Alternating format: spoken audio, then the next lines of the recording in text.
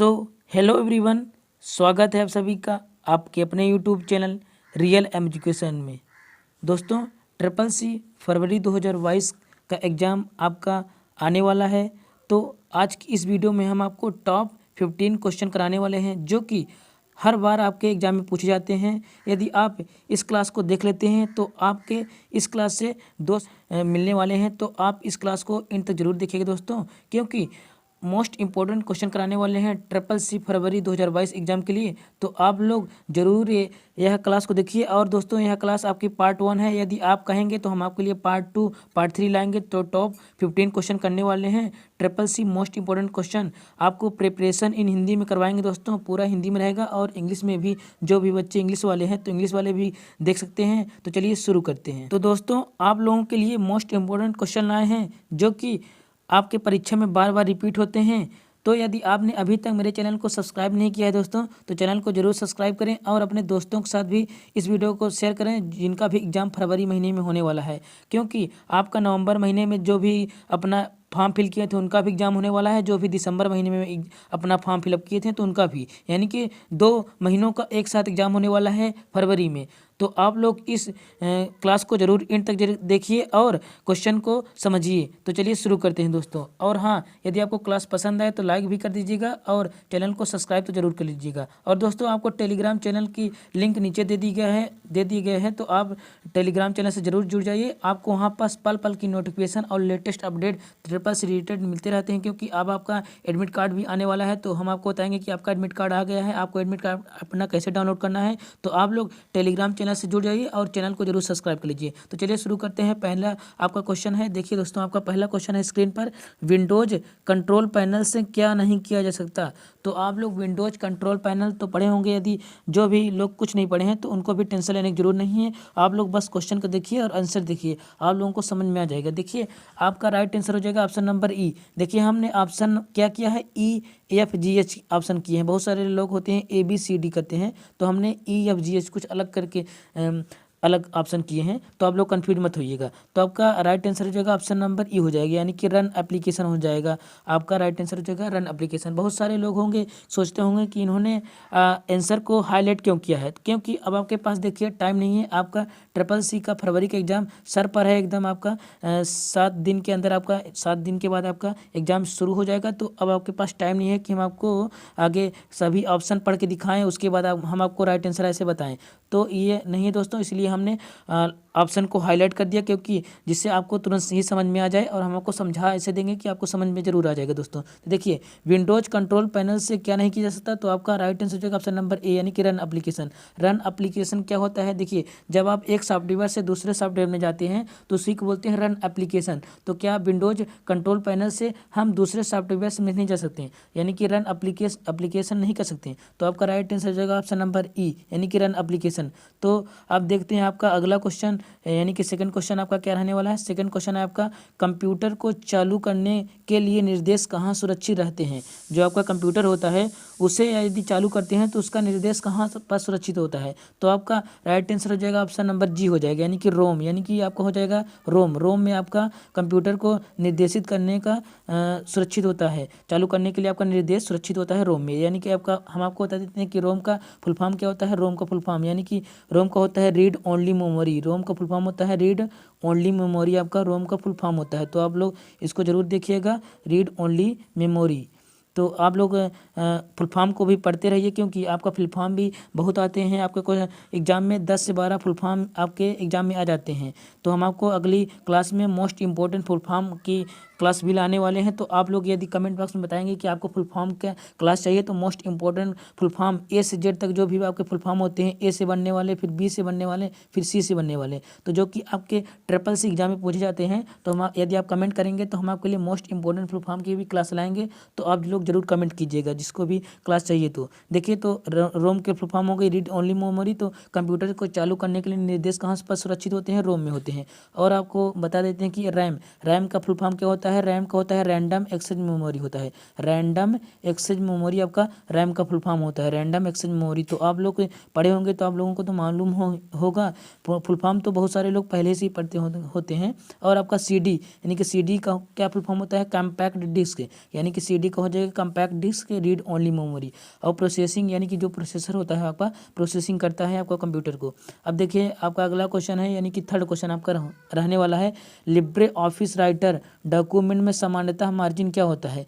जो आपका Libre office writer होता है डॉक्यूमेंट में सामान्यतः मार्जिन क्या होता है। उसमें मार्जिन बहुत सारे होते हैं, देखिए माइनस भी मार्जिन होता है और आपका ऊपर भी मार्जिन होता है, लेकिन जो आपका नॉर्मल मार्जिन होता है क्या होता है आपका, ऑप्शन नंबर एच हो जाएगा, यानी कि ऑप्शन नंबर एच हो जाएगा। क्या हो जाएगा राइट आंसर, 1 हो जाएगा। आपका लिब्रे ऑफिस राइटर में सामान्यतः मार्जिन 1 होता है। देखिए लिब्रे ऑफिस से भी आपके क्वेश्चन पूछे जाते हैं, तो हम आपके लिए लिब्रे ऑफिस की भी क्लास लाने वाले हैं। Most 100 important question Libre office का 100 मोस्ट इंपॉर्टेंट क्वेश्चन रहेगा उसमें, जो कि आपका उसमें लगभग 15 से 20 क्वेश्चन फंस जाएंगे। तो हम आपके लिए लिब्रे ऑफिस का भी क्लास लाएंगे, तो आप लोग को अच्छी लगेगी दोस्तों। तो देखिए अब हमको बताने वाले हैं कि चौथा क्वेश्चन आपका है, कंप्यूटर साक्षरता दिवस कब मनाया जाता है। कंप्यूटर साक्षरता दिवस कब मनाया जाता है। तो आपका कंप्यूटर से रिलेटेड जीके के भी क्वेश्चन पूछ लिए जाते हैं, तो आपको इन सभी भी क्वेश्चनों को पढ़ के जाना है और अपने एग्जाम में अच्छे से करना है। देखिए आपका राइट आंसर हो जाएगा ऑप्शन नंबर एच हो जाएगा, यानी कि 2 दिसंबर हो जाएगा आपका राइट आंसर।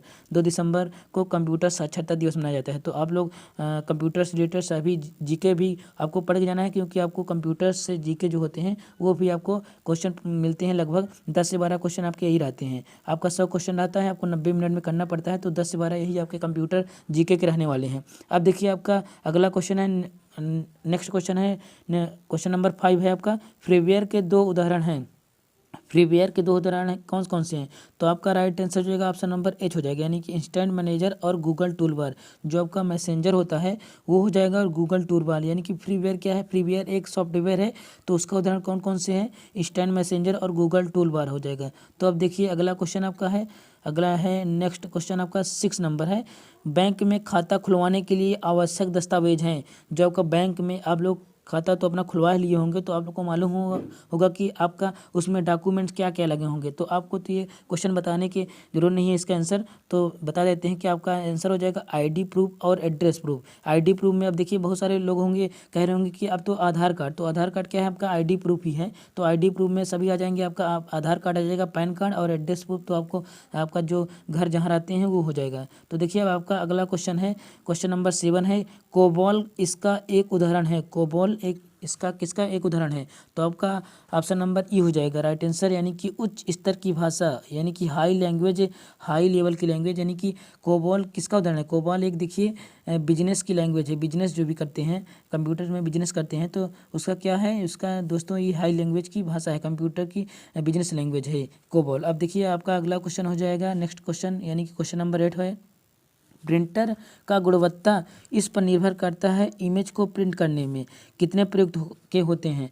तो आपका जो प्रिंट में करने में कितने प्रयुक्त होते हैं, यानी कि डीपीआई प्रयुक्त होता है। जो आपका डीपीआई होता है, डीपीआई का फुल फॉर्म आपको बता देते हैं कि डॉट्स प्रति इंच होता है, डॉट्स पर इंच होता है आपका इसका फुल फॉर्म डीपीआई का, डॉट पर इंच होता है आपका फुल फॉर्म। जो डॉट होता है, डॉट डॉट ऐसे नहीं लगाते होते हैं आपको कंप्यूटर में, तो ही डॉट पर इंच आपका प्रिंटर में होता है, गुणवत्ता निर्भर करने में प्रिंट करने में प्रयुक्त होता है। तो चलिए आपका नेक्स्ट क्वेश्चन हो जाएगा क्वेश्चन नंबर 9, पुनः प्रयोग ऑप्टिकल स्टोरेज आमतौर पर संक्षिप्त नाम है RW, यानी कि RW आपका हो जाएगा रीडेबल राइटर। आपका RW का फुल फॉर्म देख लेते हैं, RW का फुल फॉर्म क्या है, रीडेबल राइटर इसका फुल फॉर्म भी पूछा जाता है। तो रीडेबल राइटर आपको इसको ध्यान दे देना है, रीडेबल राइटर यानी कि पुनः प्रयोग ऑप्टिकल स्टोरेज। जो आपका ऑप्टिकल में स्टोरेज होता है आमतौर में, तो उसका संक्षिप्त रूप पूछा है, ये ऑप्टिकल का स्टोरेज है RW। तो RW का फुल संक्षिप्त नाम क्या होता है, यानी कि इसका संक्षिप्त नाम क्या है, RW है, यानी कि रीडेबल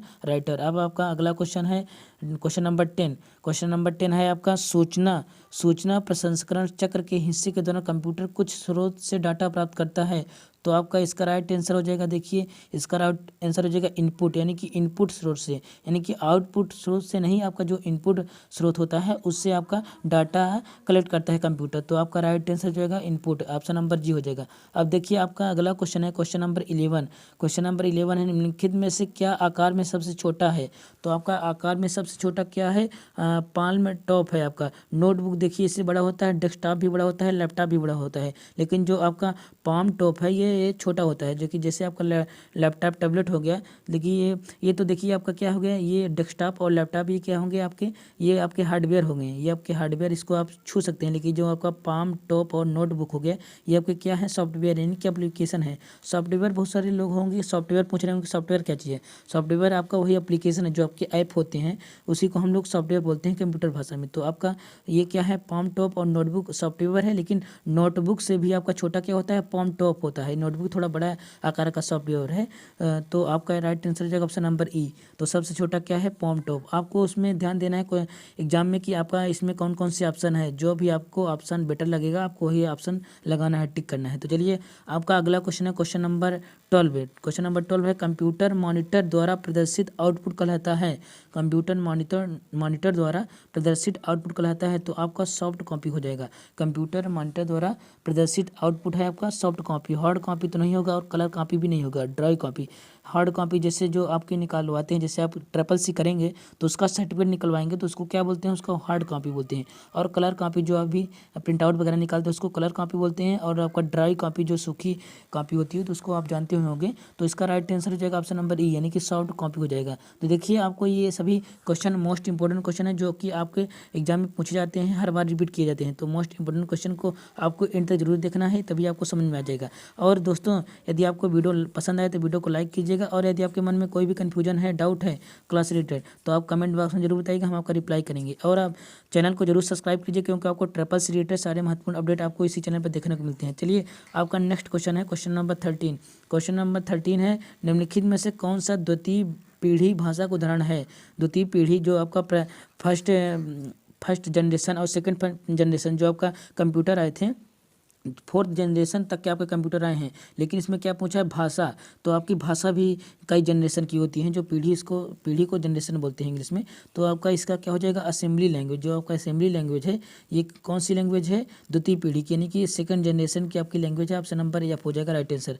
अब देखिए आपका नेक्स्ट क्वेश्चन है क्वेश्चन नंबर 14, यानी कि 14 आपका क्वेश्चन है, निम्नलिखित में से आंतरिक मेमोरी कौन सी है? जो आपकी आंतरिक मेमोरी यानी कि जो आपकी इनपुट मेमोरी है कौन सी है, रैम है, यानी कि रैंडम एक्सेस मेमोरी है आपका।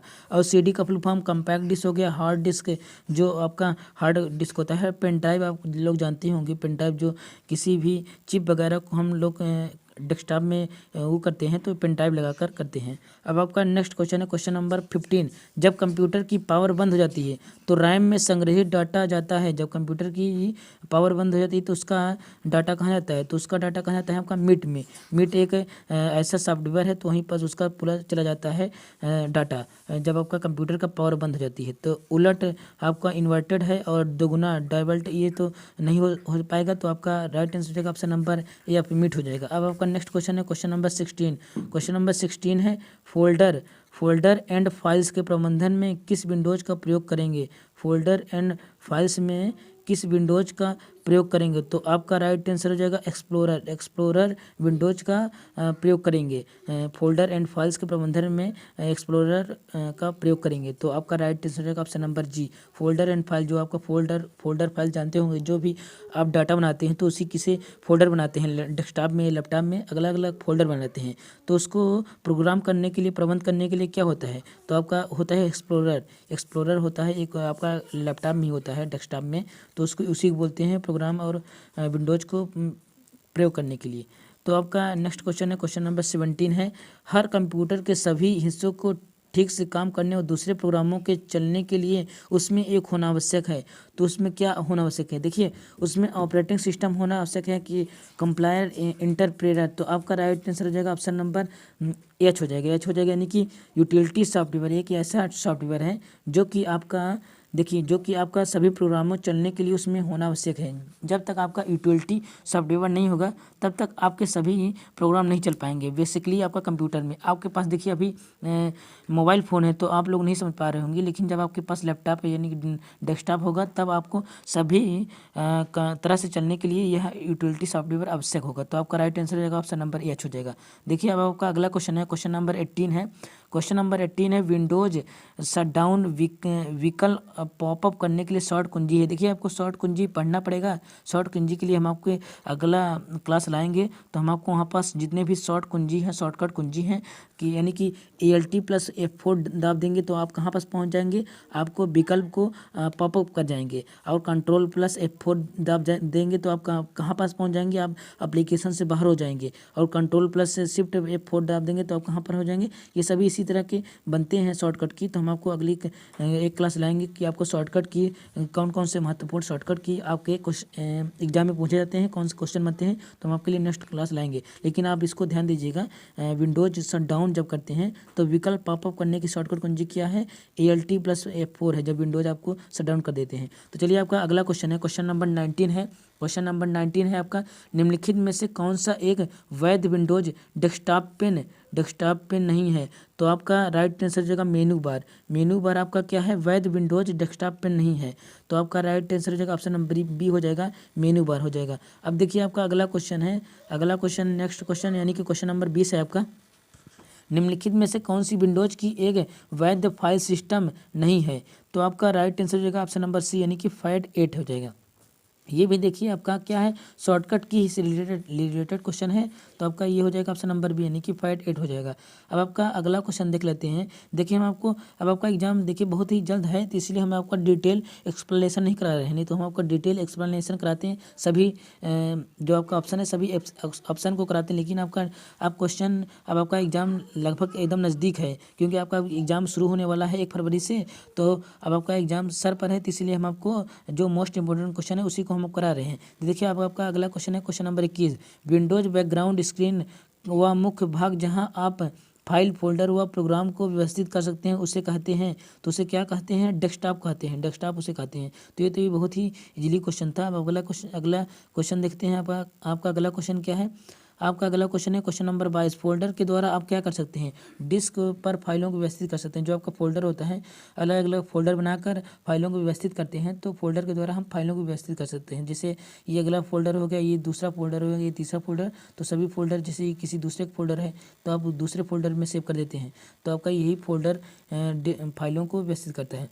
अब आपका अगला क्वेश्चन है क्वेश्चन नंबर 23, यानी कि किसी विंडोज एप्लीकेशन में सबसे ऊपर कौन सा नाम होता है। जो आपका विंडोज एप्लीकेशन होता है उसके सबसे ऊपर कौन सा नाम होता है, टाइटल बार होता है। टाइटल बार यानी कि जो भी आपका होता है टाइटल बार होता है, उसके नीचे आपका डिस्क्रिप्शन होता है, उसके नीचे आपका फिर अदर ऑप्शन होता है।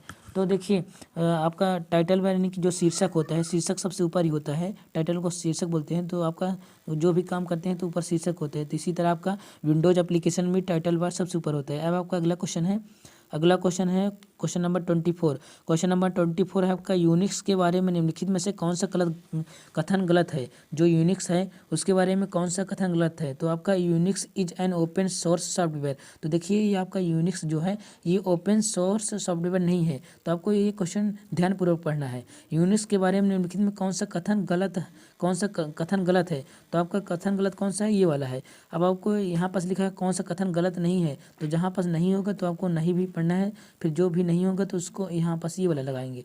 तो आपका ये राइट आंसर हो जाएगा ऑप्शन नंबर एफ हो जाएगा। Unix is an open source software है, ये यूनिक्स का है। तो आपका ऑप्शन नंबर एफ हो जाएगा। अब आपका अगला क्वेश्चन है क्वेश्चन नंबर 25। क्वेश्चन नंबर 25 है दोस्तों, निम्नलिखित में से कौन सी फंक्शनल की विंडोज 10 में बूट विकल्प में न्यू लॉन्च करने के लिए प्रयुक्त होती है। तो आपका राइट आंसर हो जाएगा ऑप्शन नंबर F8। F8 जो है आपका फंक्शनल की वो क्या है में यूज होती है, जो आपका फंक्शनल की विंडोज 10 में बूट विकल्प करने के लिए F8 की प्रयुक्त होती है। जो आपका विंडोज फंक्शनल की होती है उसमें आपका F8 के लिए होता है। चलिए आपका अगला क्वेश्चन है क्वेश्चन नंबर 26। क्वेश्चन नंबर 26 आपका है, विंडोज 10 सॉफ्टवेयर के स्वामित्व ओन्ड का एकाधिकार किसके पास होता है। जो आपका विंडोज 10 है, जो आपका विंडोज 10 है, सभी देखिए डेस्कटॉप और लैपटॉप में विंडोज 10 यूज होता है। तो आपका इसका स्वामित्व कहाँ पास होता है? माइक्रोसॉफ्ट, जो आपका माइक्रोसॉफ्ट सबसे बड़ी कंपनी है, अमेरिका में स्थित है। तो माइक्रोसॉफ्ट के पास इसका एक अधिकार होता है। और आईबीएम के बारे में जानते होंगे, आईबीएम का फुल फॉर्म होता है इंटरनेशनल बिजनेस मशीन होता है। इसका भी जो हेडक्वार्टर है वहाँ पास अमेरिका में है। और आपका गूगल जानते हो, गूगल के जो सीईओ हैं सुंदर पिचाई हैं, और इसकी स्थापना हुई थी 1994 में। और इसके जो भी फाउंडर हैं कौन है? सर्जी बिन और लार्जी पेज हैं। और आपका लिनक्स भी एक बहुत बड़ी कंपनी है सॉफ्टवेयर से रिलेटेड। तो चलिए आपका अगला क्वेश्चन है क्वेश्चन नंबर 27। क्वेश्चन नंबर 27 देख लेते हैं दोस्तों। क्वेश्चन नंबर 27 है, लिब्रे ऑफिस इम्प्रेस में बने प्रेजेंटेशन का बाय डिफ़ॉल्ट क्या नाम होता है? जो आपका लिब्रे ऑफिस में प्रेजेंटेशन बना होता है उसका बाय डिफ़ॉल्ट क्या नाम होता है?